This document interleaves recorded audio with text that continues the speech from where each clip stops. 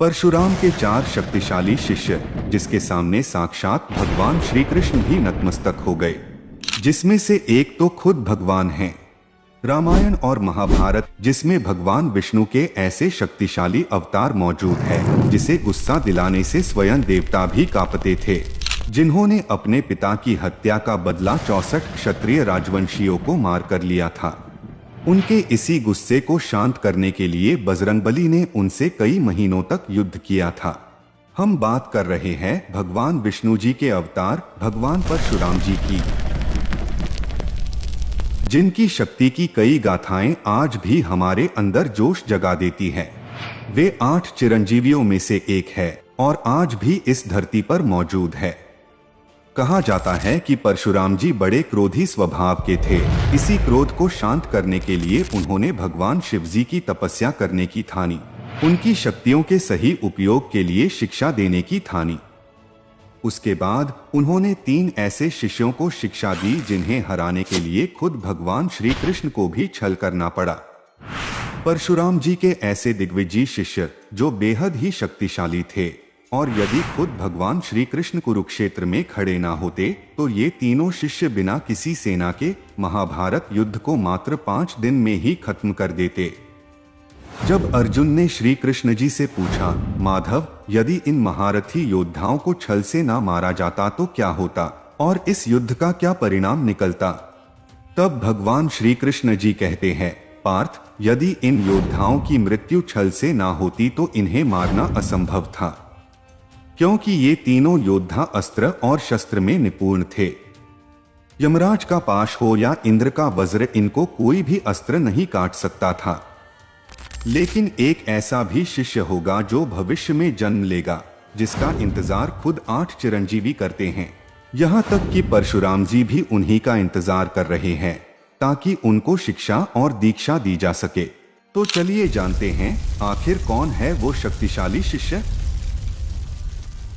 परशुराम जी के पहले शिष्य है भीष्म पितामह, देवव्रत, जो अपनी भीषण प्रतिज्ञा के कारण भीष्म नाम से विख्यात हुए, जिन्होंने जब भी युद्ध के लिए शस्त्र उठाए तो सामने वाले की रूह कांप गई।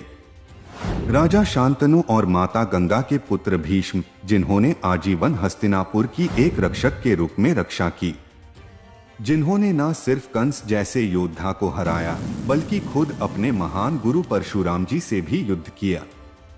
वो युद्ध पूरे 21 दिनों तक लगातार चला था, जिसका कोई भी निष्कर्ष नहीं निकला। तब नारद मुनि और कई और ऋषियों के समझाने पर रुका था। खुद परशुराम जी ने इन्हें असंख्य अस्त्र और शस्त्र का ज्ञान दिया था। सिर्फ यही नहीं, कहते हैं भीष्म पितामह ने जब कुरुक्षेत्र का युद्ध लड़े तब वे हर रोज हजारों पांडव सैनिकों का वध कर देते थे। भीष्म पितामह की शक्ति के बारे में अर्जुन को भगवान श्री कृष्ण बताते हैं, क्या तुम्हें ज्ञात है पार्थ, जब महामहिम भीष्म ने स्वयं सूर्यदेव को ललकारा था, तब अर्जुन कहते हैं, माधव, आखिर कोई कैसे सूर्यदेव को ललकार सकता है जिनसे पूरा पूरा संसार प्रकाशमय हो जाता है।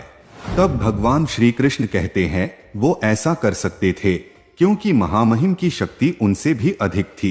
सिर्फ यही नहीं, भगवान श्री कृष्ण ने युद्ध में शस्त्र न उठाने की प्रतिज्ञा ली थी, लेकिन भीष्म पितामह के कारण उन्हें भी युद्ध में शस्त्र उठाने पड़ गए थे। उन्हें इच्छा मृत्यु का भी वरदान प्राप्त था, इसलिए जब तक वो नहीं चाहते तब तक उन्हें कोई हरा नहीं पाता। लेकिन इस रहस्य के बारे में पांडवों को उन्होंने बताया था, जिसके चलते पांडवों ने चाल चलकर उन्हें बाणों की शैया पर लेटा दिया। और इस तरह महाभारत के महान योद्धा भीष्म पितामह संसार को छोड़कर चले गए। अब बात करते हैं परशुराम जी के दूसरे शिष्य की, जो बेहद ही पराक्रमी थे। वे कोई और नहीं बल्कि पांडवों और कौरवों के गुरु द्रोणाचार्य थे। कहते हैं कि गुरु द्रोणाचार्य के पास इतनी शक्ति थी कि यदि वह अपने धनुष को छोड़कर युद्ध करते तब भी वह पांडवों की आधी सेना का विध्वंस कर सकते थे, वो भी सिर्फ अपने हाथों से। गुरु द्रोणाचार्य भी अस्त्र और शस्त्र में निपुण थे। उनमें इतना बल था कि वो अकेले ही कई राज्यों को जीतने की क्षमता रखते थे।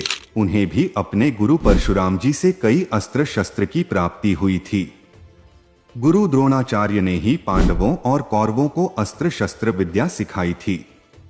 भगवान विष्णु जी ने उन्हें वरदान स्वरूप नारायण अस्त्र दिया था। इनके अतिरिक्त गुरु द्रोण के पास इंद्रास्त्र, वरुणास्त्र, पशुपतास्त्र और ब्रह्मास्त्र जैसे और भी दिव्यास्त्र थे। उन्हें कई प्रकार के जटिल युद्ध सुलोचनाओं का भी ज्ञान था। युद्ध के 13वें दिन गुरु द्रोण ने अकेले ही पांडव पक्ष के लगभग 20 महारथियों को पराजित कर दिया था। एक समय तो वो अर्जुन पर इतने हावी हो गए थे कि वह श्री कृष्ण अर्जुन से बोले कि हमारा अधिक समय यह पर बीत न जाए, इसीलिए द्रोणाचार्य को छोड़कर आगे बढ़े। युद्ध के 15वें दिन तो वो अजय थे। उनके ही कार्यकाल में पांडवों ने अपनी सबसे अधिक क्षति देखी थी। इस कारण गुरु द्रोणाचार्य को युद्ध में सीधे तौर पर पराजित नहीं किया जा सकता था। तब भगवान श्री कृष्ण ने भीम से कहकर एक अश्वत्थामा नाम के हाथी को मरवा दिया और हर तरफ खबर फैला दी कि अश्वत्थामा मारा गया। यह सुनकर द्रोणाचार्य ने हथियार डाल दिए। तब राजा द्रुपद के बेटे धृष्टद्युम्न ने द्रोणाचार्य का वध कर दिया। इस तरह द्रोणाचार्य हो छल से मारा गया था, अन्यथा उन्हें मार पाना किसी के बस की बात नहीं थी। अब बात करते हैं परशुराम जी के तीसरे शक्तिशाली शिष्य। वो कोई और नहीं बल्कि सूर्यपुत्र कर्ण थे। कर्ण ने भले ही परशुराम से झूठ बोलकर शिक्षा ली थी, लेकिन उन्हें परशुराम का सबसे प्रिय शिष्य माना जाता है। यदि वो पांडवों के पक्ष में होते तो इस युद्ध में भगवान श्री कृष्ण से सहायता मांगने की कोई जरूरत नहीं होती। स्वयं अंगराज कर्ण ही लाखों अक्षोणीय सेना के बराबर थे, जिन्होंने इंद्रदेव को मात्र 3 बाणों से भयभीत कर दिया था, जिनके सम्मान से बड़ी उनकी दानवीरता थी, जिनसे समाज ने बालपन में ही घृणा करी। तब दुर्योधन ने उनके अस्त्रों का और उनके जीवन का सम्मान किया।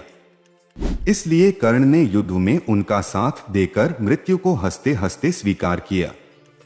कर्ण में ही नहीं बल्कि उनके बाणों में भी इतनी शक्ति थी कि वो बजरंगबली के होते हुए भी अर्जुन के रथ को 3 उंगली पीछे खिसकाया करते थे। वो भी सिर्फ एक बार नहीं बल्कि असंख्य बार ऐसा किया था। वो भी ऐसा रथ जिस पर हनुमान जी विराजमान थे और स्वयं भगवान श्री कृष्ण चला रहे थे।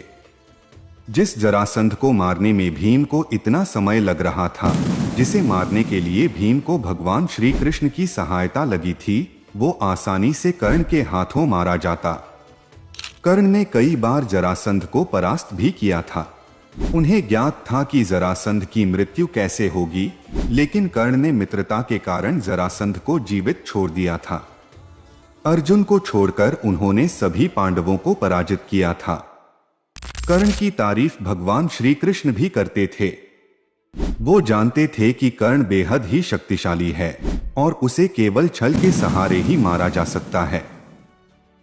इसलिए कर्ण को बचपन से सूर्यदेव के आशीर्वाद स्वरूप मिले कवच और कुंडल को छल के सहारे इंद्रदेव ने निकलवा लिया।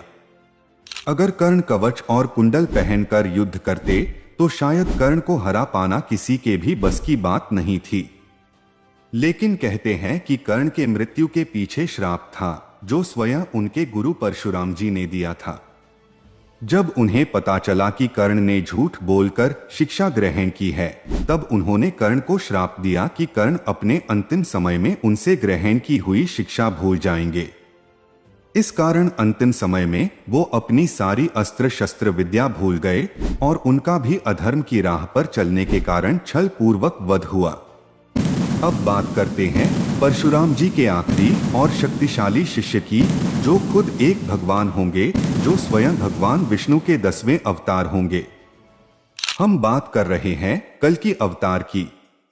श्रीमद् भगवत गीता में वर्णन है कि संभाल क्षेत्र में एक ब्राह्मण के घर कल्कि अवतार का जन्म होगा, जिनके गुरु कोई और नहीं बल्कि धरती पे मौजूद 8 चिरंजीवी में से एक परशुराम जी होंगे, जो उन्हें शिक्षा और दीक्षा देंगे और उन्हीं से उन्हें प्राप्त होंगे कई सारे असंख्य अस्त्र शस्त्र। कल्कि अवतार के बारे में तो हम सब जानते ही हैं कि वो कलयुग के अंत में कलि पुरुष के आतंक से धरती को बचाने के लिए भगवान विष्णु 10वां अवतार लेंगे, जो कल्कि अवतार होंगे, जिसके गुरु स्वयं परशुराम जी होंगे। तो यही थे परशुराम जी के 4 शक्तिशाली शिष्य। इनमें से आपको पसंदीदा शिष्य कौन लगता है, हमें कमेंट करके अवश्य बताइए। आशा करते हैं कि आपको ये वीडियो अवश्य पसंद आया होगा। कृपया लाइक, शेयर और सब्सक्राइब अवश्य करें।